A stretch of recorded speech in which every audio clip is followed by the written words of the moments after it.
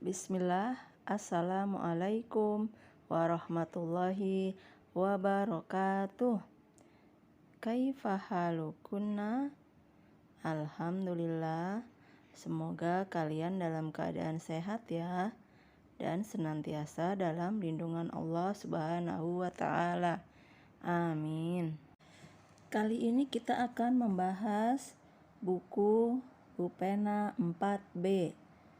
Tema 4, yaitu tentang mengulas isi buku. Ada ungkapan, buku adalah jendela dunia.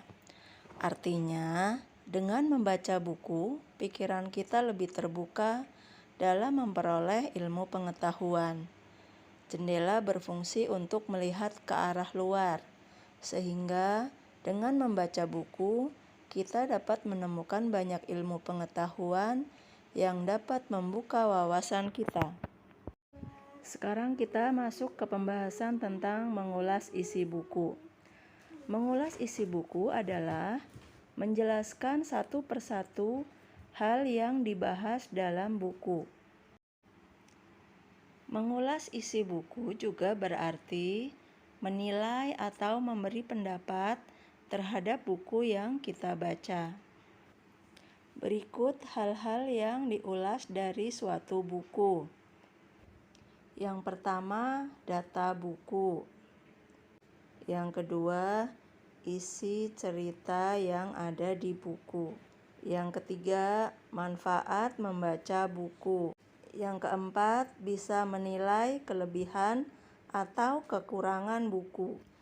Dalam buku terdapat unsur-unsur suatu cerita. Unsur-unsur cerita terdiri dari yang pertama, tema.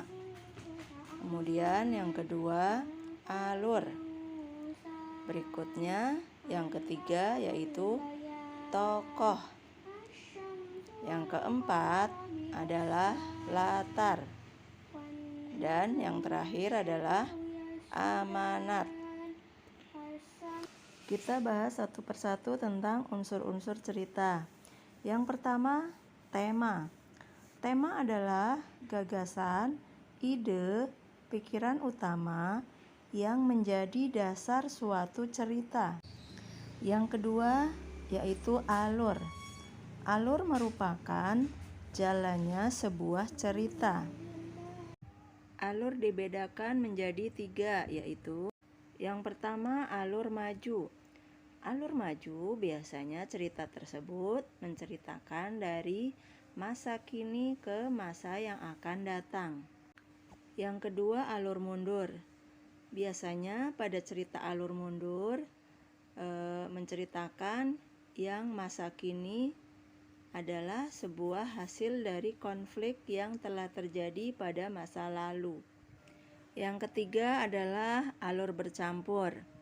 Biasanya cerita tersebut menceritakan masa kini dengan masa lalu dan juga masa depan, atau disebut juga dengan alur bolak-balik. Berikutnya adalah tokoh.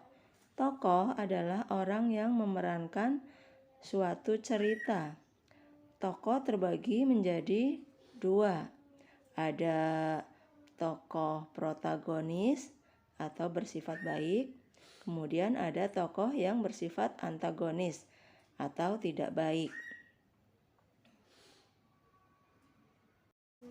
Yang keempat adalah latar. Latar adalah tempat atau waktu terjadinya suatu peristiwa. Tempat itu contohnya bisa terjadi di suatu tempat, misalnya di desa, di kota, dan yang lain-lain. Sedangkan waktu misalnya bisa pagi, siang, atau sore hari. Yang terakhir yaitu amanat. Amanat merupakan pesan moral kepada para pembaca. Artinya, pelajaran yang diperoleh setelah kalian membaca suatu buku tersebut. Demikian materi dari Ibu ya, Solihah. Semoga bermanfaat. Kemudian untuk tugasnya, kalian membaca buku yang ada di rumah. Kemudian tentukan tema, alur, latar, tokoh, dan amanat yang ada di buku yang kalian baca. Selamat membaca ya Solihah. Sekarang kita tutup dengan doa kafaratul majlis. Subhanaka Allahumma wa bihamdika asyhadu an la ilaha illa anta astaghfiruka wa atubu ilaik. Assalamualaikum warahmatullahi wabarakatuh.